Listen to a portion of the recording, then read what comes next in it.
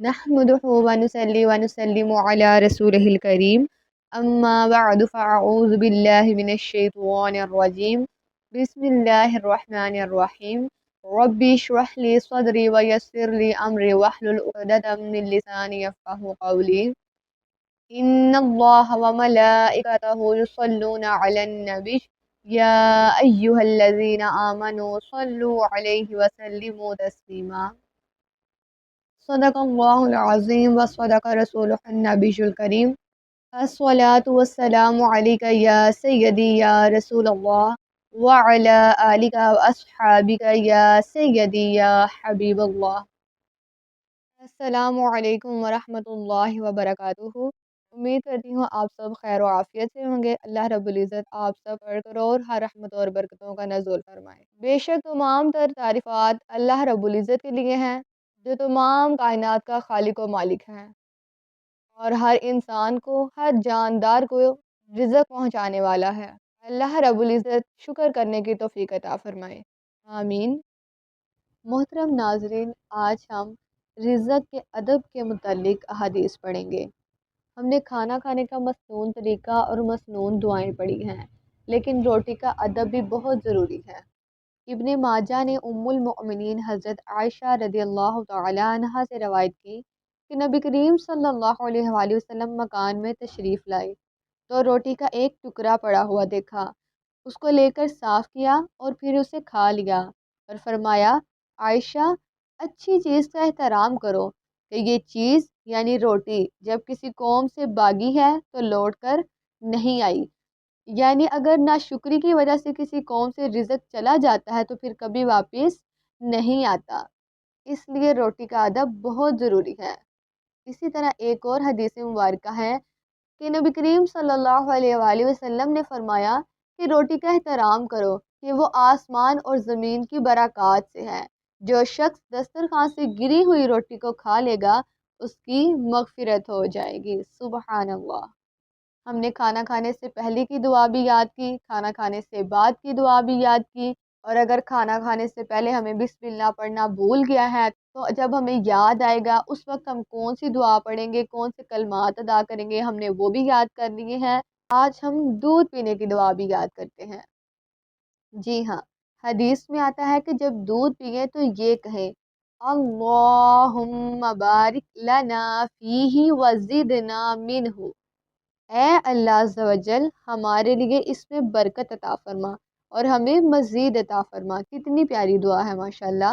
دودھ پینے کے لیے ایک مسنون دعا اس لیے ہے کیونکہ دودھ کے سوا کوئی چیز ایسی نہیں جو کھانے اور پینے دونوں کے قائم مقام ہو، یعنی دودھ پینے سے بھوک بھی مٹتی ہے اور پیاس بھی مٹتی ہے، سبحان اللہ۔ کیا آپ کو پتہ ہے کہ کھانا کھانے سے پہلے اور کھانا کھانے کے بعد وضو کرنے کی کیا فضیلت ہے؟ چلے آئیے مطالعہ کرتے ہیں۔ طبرانی ابن عباس رضی اللہ تعالیٰ عنہما سے روایت کرتے ہیں، فرماتے ہیں کہ رسول کریم صلی اللہ علیہ وآلہ وسلم نے فرمایا، کھانے سے پہلے اور بعد میں وضو کرنا محتاجی کو دور کرتا ہے اور یہ انبیاء علیہ السلام کی سنتوں میں سے ہے، سبحان اللہ۔ اسی طرح ترمذی و ابو داؤد نے سلیمان فارسی رضی اللہ تعالیٰ عنہ سے روایت کی ہے، فرماتے ہیں کہ میں نے تورات میں پڑھا تھا کہ کھانے کے بعد وضو کرنا یعنی ہاتھ دھونا اور کولی کرنا برکت ہے، تو میں نے اس کو نبی کریم صلی اللہ علیہ وآلہ وسلم کی بارگاہ میں ذکر کیا تو حضور علیہ الصلوۃ والسلام نے ارشاد فرمایا، کھانے کی برکت اس سے پہلے وضو کرنے اور اس کے بعد وضو کرنے میں ہے، سبحان اللہ۔ ابن ماجہ نے حضرت انس رضی اللہ تعالیٰ عنہ سے روایت کی ہے، فرمایا، جو یہ پسند کرے کہ اللہ تعالیٰ اس کے گھر میں خیر زیادہ کرے تو جب کھانا حاضر کیا جائے یعنی دسترخوان لگایا جائے تو وضو کرے، اور جب اٹھایا جائے اس وقت بھی وضو کرے یعنی ہاتھ منہ دھو لے۔ ان حدیث میں وضو سے مراد ہاتھ منہ دھونا ہے۔ اچھا جی، ہم نے پیچھے پڑھا تھا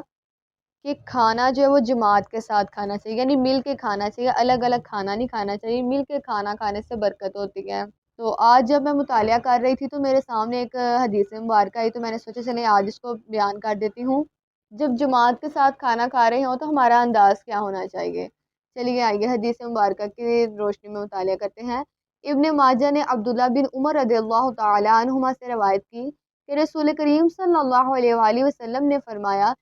کہ جب دسترخوان لگایا جائے تو کوئی شخص دسترخوان سے نہ اٹھے جب تک کہ دسترخوان اٹھا نہ لیا جائے، اور کھانے سے اپنا ہاتھ نہ کھینچے اگرچہ وہ کھا ہی کیوں نہ چکا ہو، جب تک سب لوگ فارغ نہ ہو جائیں، یعنی سب لوگ کھانا کھانے سے فارغ نہ ہو جائیں تب تک کھانے سے اپنا ہاتھ نہ کھینچے۔ اس کی وجہ بھی آگے بیان کی گئی ہے، وہ بھی آپ کے سامنے پیش کرتی ہوں، لیکن اس سے پہلے کہ اگر ہاتھ روکنا ہی چاہتا ہے تو معذرت پیش کرے، کیونکہ اگر بغیر معذرت کیا ہاتھ روک لے گا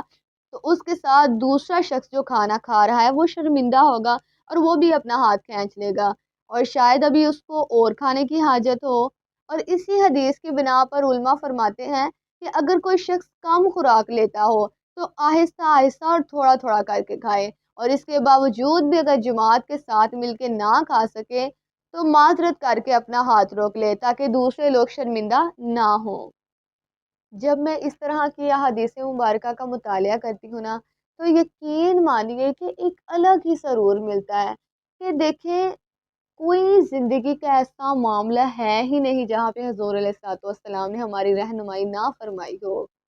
دیکھیں یہ ابھی جو ہم نے حدیث پڑھی ہے کتنی چھوٹی سی بات ہے،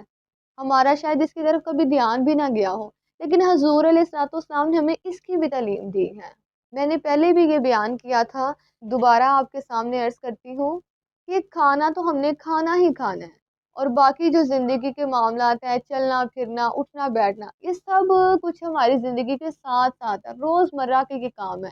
تو کیوں نہ ہم اپنے اعمال کو بہتر کرنے کی کوشش کریں اور سنت کے طریقے پہ چلنے کی کوشش کریں، سنت کی پیروی کریں کہ ہمارے پیارے نبی صلی اللہ علیہ وآلہ وسلم یہ کام کس طرح فرماتے تھے، انہوں نے ہمیں اس کام کرنے کی کس طرح تعلیم دی ہے۔ اگر ہم اپنی ان چھوٹی چھوٹی عادات کو بدلیں گے اور بہتر بنانے کی کوشش کریں گے